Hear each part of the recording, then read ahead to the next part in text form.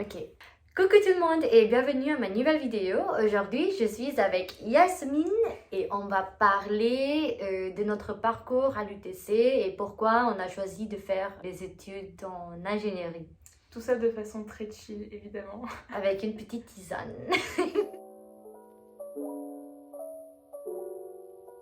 Raconte-moi ton histoire, c'est quoi ton background? Alors, je pense que le point commun qu'on a toutes les deux, c'est qu'on a un parcours assez international. Donc moi, j'ai grandi dans plusieurs pays différents. J'ai vécu 5 ans en Suisse, 5 ans en Chine, 5 ans en Tunisie et 5 ans au Maroc. Et du coup, pendant tout mon parcours, j'ai été dans des lycées français à l'étranger. Donc l'agence AVFE pour ceux qui connaissent. Et j'ai eu mon bac pendant la réforme, c'est la première année, donc bac 2021, avec le système de spécialité. J'ai pris la spécialité mathématiques, sciences économiques et sociales et géopolitique. Donc ça me destinait plutôt aux écoles de commerce, à Sciences Po. Est-ce que toi, Divinia, tu voudrais nous parler un peu de ton côté aussi, ton parcours international? Je suis malaisienne de base. J'ai passé ma vie dans un pays du coup, en Malaisie. J'ai fait un bac S, mais un bac S malaisien. Mais j'ai toujours voulu devenir avocate. J'ai toujours voulu faire des études en droit justement pendant toute mon enfance. Mais j'ai reçu une opportunité pour venir étudier en France et faire mes études en ingénierie. Et voilà, je me suis retrouvée en France du coup. J'ai passé 1 an pour apprendre la langue française et pour faire une petite remise au niveau au bac S, français. Après, j'ai intégré un IUT, ingénierie mécanique et productique. Et c'était là où j'étais, bon bah ok, qu'est-ce qu'on va faire après ces 2 ans? Et du coup, j'ai découvert l'UTC et je savais que c'était une école avec un très bon classement, surtout en mécanique. J'ai jamais pensé que je serais capable d'intégrer cette université ou non. Et en fait, c'était le responsable de mon IUT qui m'a dit « Ah, vous avez des bonnes notes, vous avez un bon classement, pourquoi pas essayer UTC ?» Du coup, j'étais « Bon, ok ». On va tenter et j'ai regardé le site, ça m'a beaucoup plu. Déjà le parcours académique à l'UTC, les différentes filières proposées aussi et juste vraiment le côté humain. Du coup j'ai postulé, j'ai été pris grâce à mon dossier et voilà je suis. Je te rejoins, je suis tout à fait d'accord avec ce que tu dis. Si vous voulez vraiment faire quelque chose et que vous sentez que c'est là-bas où, enfin c'est ce que vous voulez faire et c'est où vous appartenez, n'hésitez pas à postuler, à y aller. Au pire, vous allez avoir un non, un refus, c'est pas grave, mais vous n'aurez pas ce regret de ne pas l'avoir fait. Moi aussi, on m'a dit que l'UTC, c'est difficile, que c'est pas forcément fait pour moi ou quoi. Mais on est là. Pendant le confinement, qu'on a tous connu, j'ai découvert un site où on pouvait apprendre à coder. Moi, c'était de l'HTML et ce qui était trop bien, c'est qu'on avait les cours et juste à côté, on voyait le résultat de ce qu'on faisait. Pas mal. Et du coup, je me suis dit, c'est trop bien, genre, c'est exceptionnel, on peut créer des choses. Et du coup, pour moi, l'informatique, c'était vraiment cette science qui permettait de faire plein de choses et de créer et de vraiment construire des choses qui pouvaient être utiles. Du coup, je me suis dit, finalement, c'est ça que je veux faire. Comment on peut faire ça de façon professionnelle?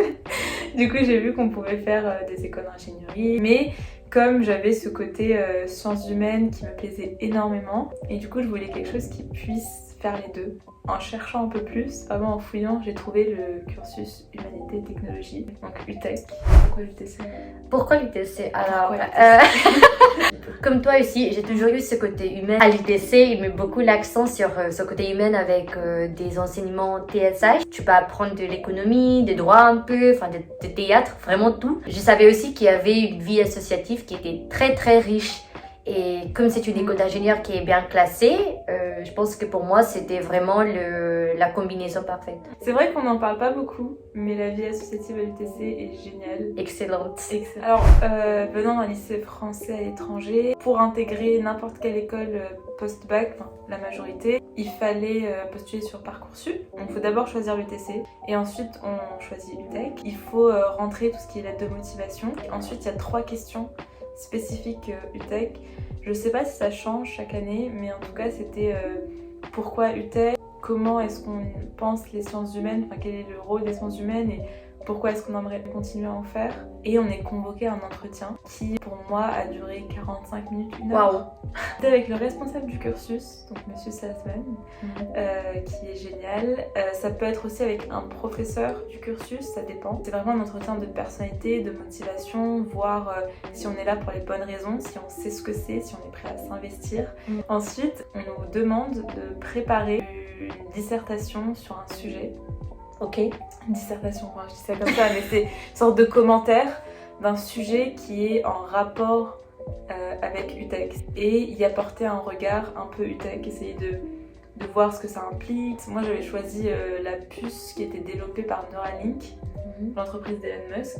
Okay. Et en gros j'essayais de comprendre, essayer de développer ce que ça impliquait pour nous maintenant et ce que ça impliquerait pour le futur et les changements que ça pourrait avoir. Le but c'est pas de porter un jugement moral, c'est vraiment juste essayer de décortiquer, un peu analyser. Okay. Et est-ce que tu as des tips pour être sélectionné, parce que j'imagine que ça doit être hyper compétitif vu que vous êtes que 25 par promo. Essayez de vous renseigner, essayez d'avoir vraiment des réponses authentiques et pertinentes. Les phrases bateau, ça se ressent tout de suite. Vraiment, si ça vous plaît vraiment et que vous sentez que ça vous plaît et que vous pouvez rattacher ça à ce que vous faites ou ce que vous aimeriez faire après, ça se sent et c'est le plus important. J'aimerais bien en savoir un peu plus sur ton parcours à toi, comment du coup toi t'as intégré l'UTC. Ok, du coup déjà pour moi c'était un peu différent parce que moi je suis entrée en période Covid.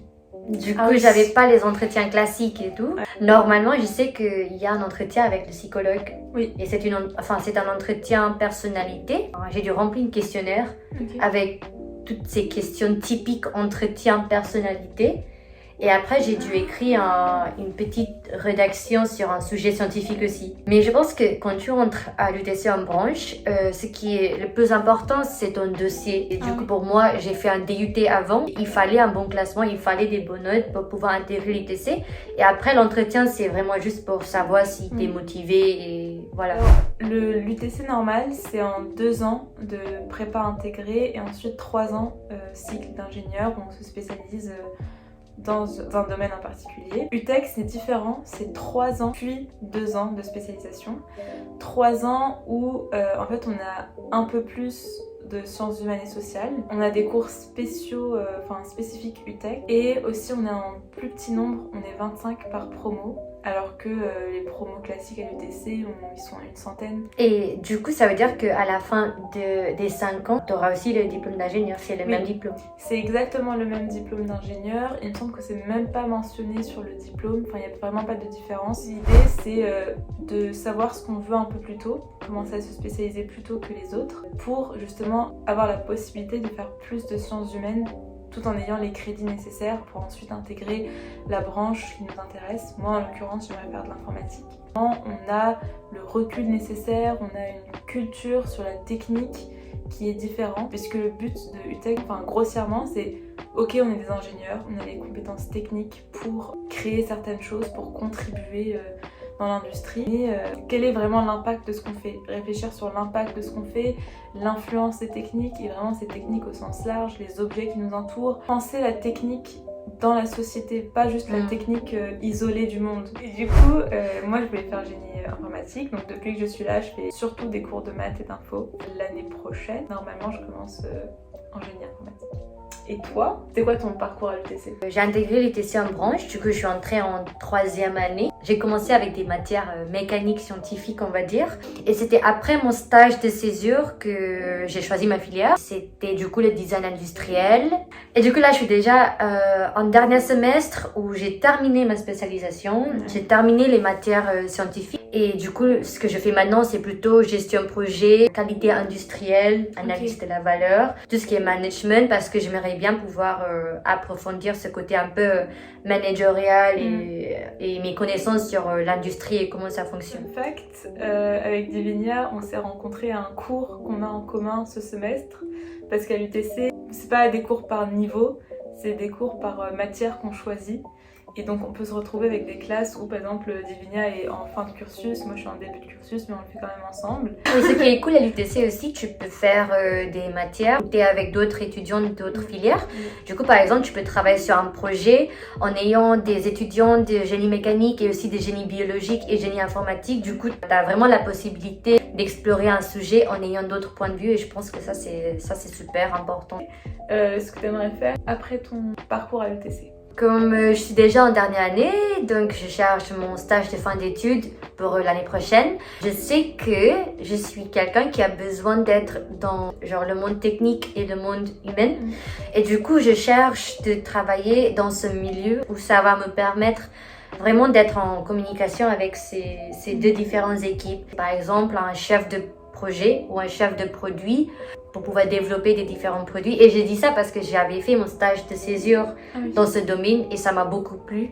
Et du coup, j'ai envie de continuer dedans. Et plus tard dans le futur, j'espère pouvoir devenir assez expert dans mon domaine pour aller dans le conseil. Et toi, qu'est-ce que toi t'as envie de faire? L'entrepreneuriat, ça m'intéresse énormément. L'idée de monter un projet de A à Z, de le gérer, d'avoir une équipe, enfin, tout dans l'entrepreneuriat m'intéresse énormément. J'aimerais bien que ce soit en rapport avec l'informatique. Si l'entrepreneuriat, ça ne marche pas, j'aimerais bien me lancer pareil, peut-être commencer un peu en informatique, en intelligence artificielle, en sciences des données, ou bien me lancer directement dans le conseil. Merci de m'avoir invitée sur ta chaîne. Je pense que c'est important pour nous de montrer qu'on peut avoir des parcours internationaux, atypiques, d'aimer différentes choses, pas que la science, quand même réussir à l'UTC, quand même rester motivé et de pas se censurer. Donc, merci de m'avoir donné la possibilité de m'exprimer sur ta chaîne. Merci à toi. C'est tout pour cette vidéo. J'espère que vous avez aimé et si vous avez des questions, n'hésitez pas à les mettre dans les commentaires. N'hésitez pas à nous envoyer un message sur Insta aussi. Je vais le mettre dans la description. Follow. Je sais pas répondre à cette question. C'est qu'est-ce que je fais maintenant, c'est ça? Ouais. Ok, on reprend.